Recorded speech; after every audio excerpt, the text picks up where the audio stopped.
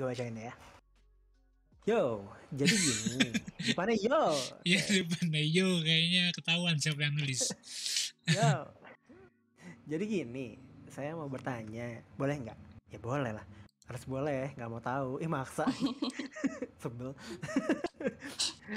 Menurut pengalaman saya sendiri, mental itu sepertinya berpengaruh dengan adrenalin seseorang. Contohnya, saya pernah ngeliat seorang di sekolah yang awalnya penakut, nggak berani ngelawan seorang, pendiam, dan lain-lain. Ya anggap aja sifatnya kayak korban bully di komik-komik pada umumnya. Nah, tiba-tiba langsung tuh dia berani ngelawan dan teriak lumayan kenceng. Ya sampai satu gedung kepo. Menurut Anda gimana nih Pak? Oh, ada pertanyaan kedua. Gimana tanggapan Anda dengan anak zaman sekarang yang ngomong gue nggak suka disuruh-suruh buat ngelakuin sesuatu yang gue nggak suka. Soalnya nyanyi.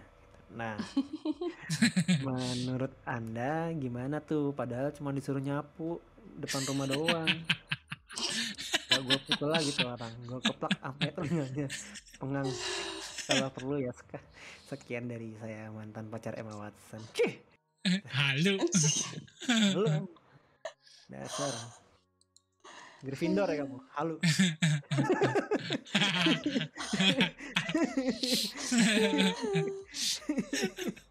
Ini mentang-mentang Slytherin ngatain.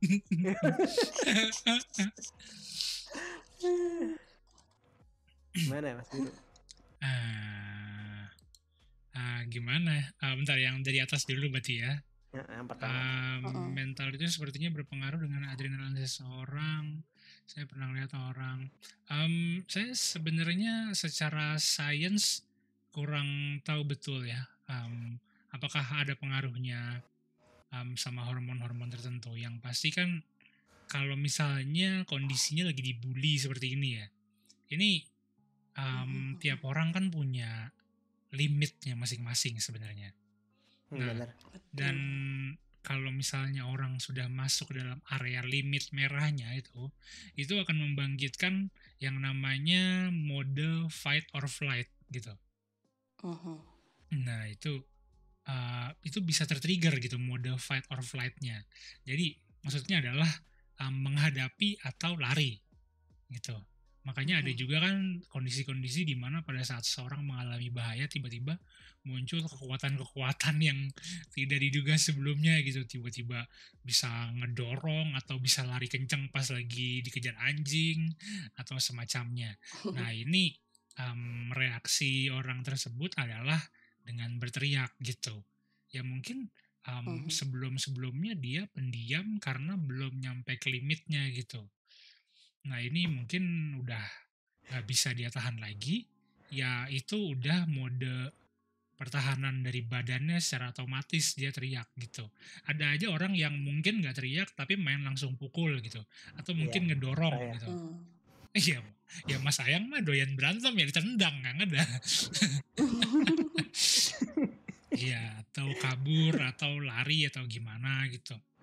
Nah ya ini dia teriak gitu. Jadi kalau dalam konteks cerita ini menurut saya sih ya bagus ya, karena ya nggak bagusnya adalah harus nyampe ke limitnya dulu, tapi bagusnya adalah pada akhirnya dia bisa bereaksi gitu. Yang itu akan menolong dirinya sendiri, entah itu yang ngebulinya jadi kaget atau gentar atau kabur merasa nggak aman, atau mungkin ada pihak-pihak lain yang bisa nolong gitu. Yang manapun itu hopefully itu dampaknya akan bagus ke depannya, dan semoga ini yang menjadi korban perundungannya ini nih bisa pelan-pelan step by step belajar buat membela diri sih. Bisa pelan-pelan untuk merundung balik. Itu malu anjir. Kacau. Iya, saya dulu korban bullying juga salah.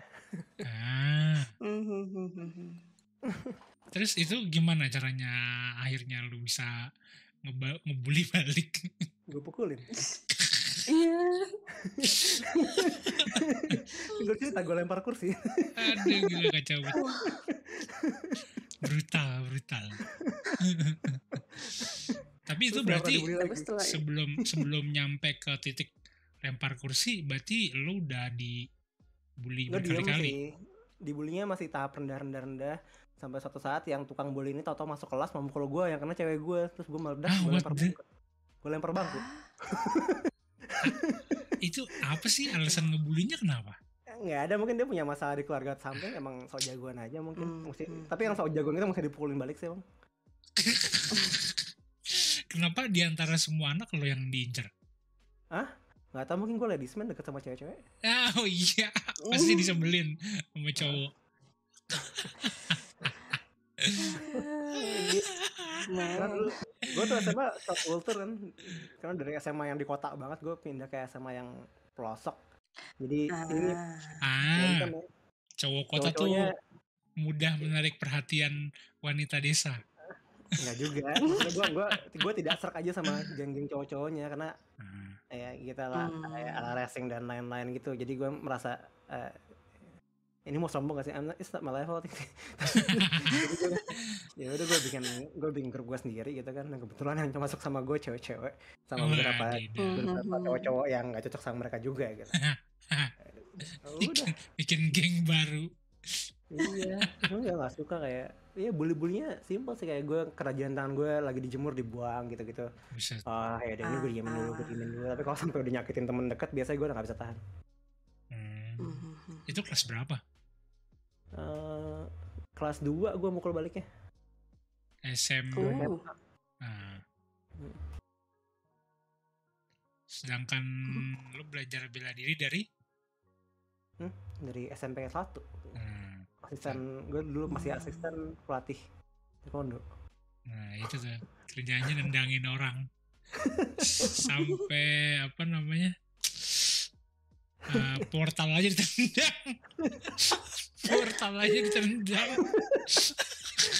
Tempat terbaik, gue capek mungkin gue depres banget. Itu udah pernah ceritain belum sih nendang portal di sini? Belum ya. Jadi gimana tuh? Jadi capek banget itu syuting heavy banget ya. Capek lah, pokoknya capek banget syuting. Terus sampai gue nggak mau nginep di kantor, gue mau langsung pulang. Itu jam 10 malam.